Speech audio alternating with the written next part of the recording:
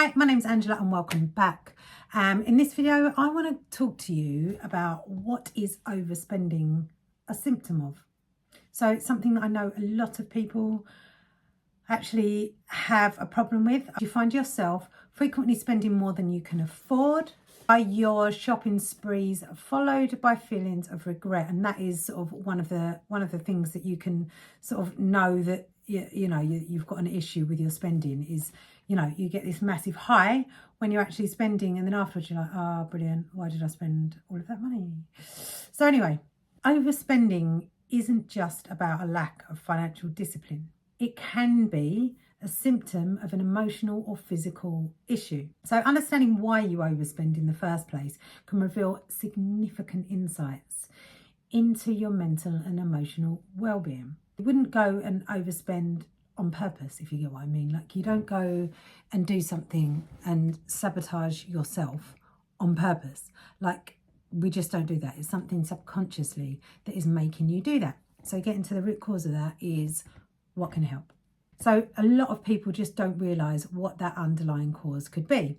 So it can be linked to various different issues, such as emotional distress. It can be low self-esteem or even just past trauma. There's things, like you may not have ever even been taught how to manage your money. You could be earning a lot of money and just not know how to manage it, just because you've never been taught how to do that in the first place. And that is completely and utterly normal. You think everybody's got all of their finances under control. I can tell you now, the amount of people I've had coming to me that have got issues with their finances, when you think that they have everything completely under control, it's not an isolated incident. Okay, it's not something that you should have shame with at all. But addressing it can ultimately help get rid of the shame and can help you get on top of your finances as well. Ignoring the root causes of overspending, it can lead to severe financial difficulties and increasing stress and deterioration in your mental health. So without addressing underlying issues, a cycle of overspending just spirals, and the guilt continues. It can create like a really harmful loop that's hard to break. So here's some strategies that you can use. Identify triggers. What triggers you to overspend? Do you know? Have you actually sat down and looked at it? Because it's all very well, you can sit there, oh God, I went over the top on Amazon yesterday, but it was just nothing. There was definitely something there, right? So just start by identifying what triggers your overspending. Is it boredom? Is it stress? These are the top things, by the way, as in like, this is what sits on top. So loneliness or something else. So understanding the triggers that you know can help be the first step to help managing it. So seeking emotional support. So talk to a trusted friend, family member if you can trust them, or even a therapist, somebody that can help you with your spending habits. So emotional support can provide valuable insights and encouragement, and you actually begin to start dealing with these issues. So practice a mindful spending. This is a really good one. This is something that's helped me. So before making a purchase, you can take a moment to reflect on whether or not it's a want or a need. We all want things. I want lots of things. So mindfulness can sort of help you give it sort of a limited approach to your spending and make intentional decisions instead of just off the cuff decisions like, I've got to have that dress or I've got to have that top. Do you actually need it? Sometimes that little voice will be telling me, yes, you do need it.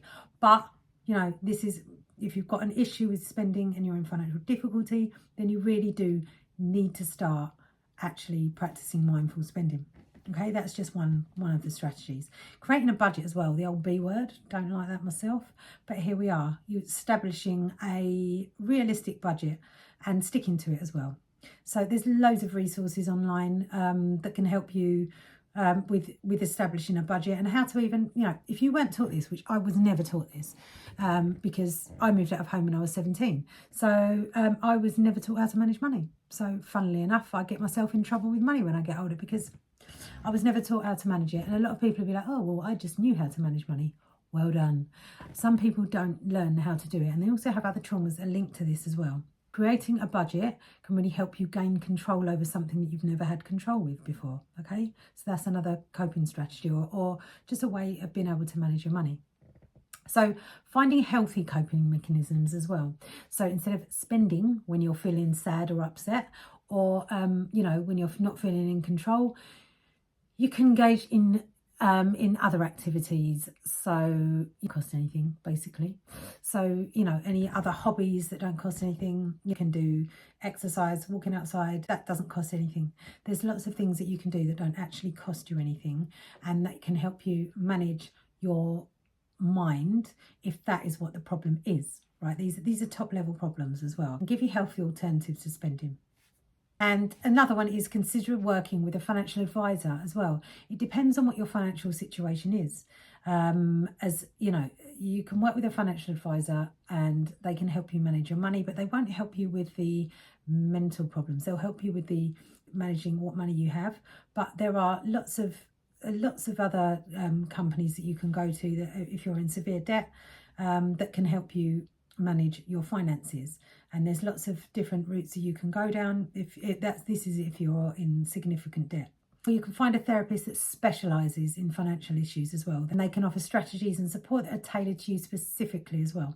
And they can get to the root cause of your spending, because believe me, it isn't just because you want to spend all your money. There's other things underlying that you might not have got to yet that are making you want to spend, and it is normally masking some sort of behaviour or some sort of thought that you're trying to get to grips with by spending money instead of dealing with. So that's just another view to look at and maybe consider if you've got a problem with spending money. Okay. So it's just can be, and not always, okay? Some people just like spending money, right? But they can afford it. It depends if this is it's like an addiction. Is this causing you harm? Is this causing your life harm? Is this causing you stress and worry? It can be deeper psychological or emotional issues that are involved here. So by identifying your triggers and seeking support and practicing your mindful spending, you can break the cycle and you can achieve sort of better financial and emotional health by actually realising this in the first place. And remember, it's not just about managing money, it's about understanding and addressing the underlying causes as well. So just take the first step towards a healthy relationship with your finances, and you can do that today. There's so many resources around, but it really is just kind of admitting that you've got a problem in the first place. So I hope this has helped. This is just an introduction. Let me know your thoughts or your comments and inbox me if you want any further information. Thanks very much.